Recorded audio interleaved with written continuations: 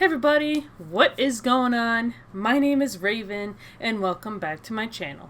Today we're going to be talking about Harold Frederick Shipman. Now this is a man who also is a doctor. This is like the third doctor I've done. Now this man has been believed to be one of the most prolific serial killers in modern history. He murdered 15 patients who were under his care. And apparently, his total number of victims reaches approximately 250. That is a lot of death. He was born in England, okay?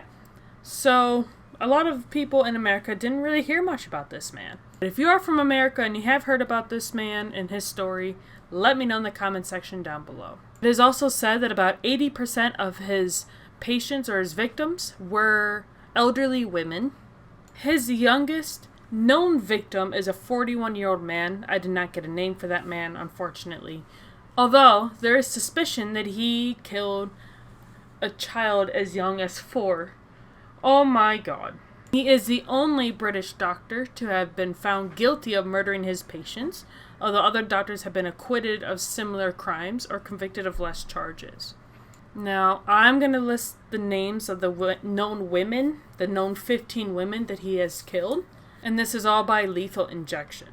Marie West, Irene Turner, Lizzie Adams, Jean Lilly, Ivy Lomas, Muriel Grimshaw, Marie Quinn, Kathleen Wagstaff, Bianca Pomfret, Nora Nuttall, Pamela Hillier, Maureen Ward, Winifred Miller, Joan Melia, and Kathleen Grundy. Those are the 15 women that he is known to have murdered by lethal injection. At the end of his trial, when they're doing the sentencing, they found him guilty of all the 15 counts of murder and 1 count of forgery. I don't know what he tried to do forgery on. And they also put the recommendation that he never be released. 10 days after his conviction, he was struck off by the General Medical Council, the GMC. I'm guessing that is his job where he worked at. 2 years later, Home Secretary David Blunkett confirmed the judge's whole life tariff just months before British government ministers lost their power to set minimum terms for prisoners. At this point, it is said that a fair hearing for this man would be impossible due to the view from the community, the public, about this trial. So the 15 life sentences already handed down was determined unnecessary. He became friends with another serial killer, Peter Moore, while he was incarcerated. Now, I'm probably going to be doing a video about Peter Moore in the future, so be on the lookout for that. Now, Shipman constantly denied his guilt in the murders, disputing the scientific evidence against him. Although he never made any public statements about anything. Now his wife, yes, he is married. His wife Primrose has stated multiple times that her husband is innocent. Now Dr. John Bodkin Adams was basically like a role model for Shipman. Although that man, John Adams, was acquitted for all of his murdering crimes. January 13, 2004, on his 58th birthday, or on the eve of it, he hung himself in his cell.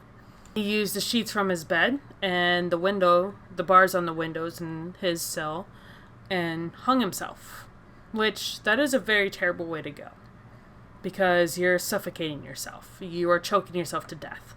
Obviously, at this point, some of the victims' families felt like they had been cheated because while Shipman did get determined guilty, his suicide kind of takes him out of that. So, not only did they never get a confession out of him, they never got answers as to why he did what he did, and they will never get to ask that now, ever since he committed suicide.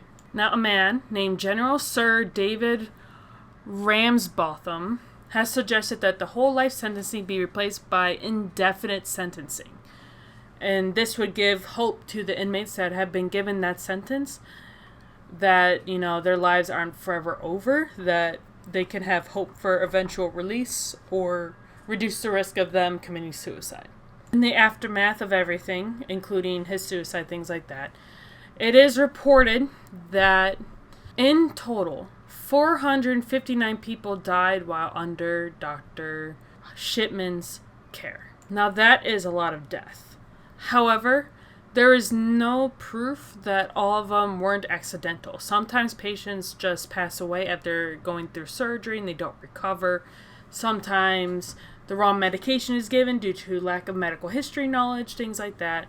So I don't know how much of that is actually true or not. I mean, he was found guilty. He was found guilty of the 15 that I did name earlier, and I hope that those women do rest in peace. I hope all of his victims rest in peace. However, sometimes, stress and trauma are too much for the body to handle, and sometimes it just does not recover. It does not come back to its normal self. So sometimes that is a type of death that can happen, especially working in hospitals, things like that. A memorial garden for Shipman's victims, called the Garden of Tranquility, opened in Hyde Park on July 30th, 2005. And as early as 2009, families of over 200 of the victims of Shipman were still seeking compensation for the loss of their relative. Now, this is also something to keep in mind.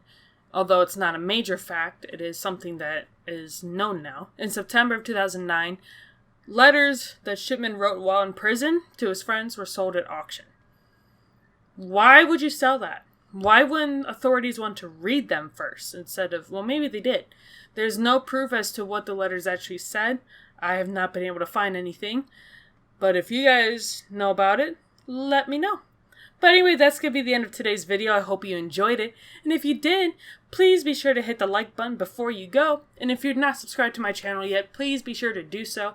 Also, do not forget to hit the notification bell so you are notified every time I upload, which is just about every single day. I will see you guys in the next video.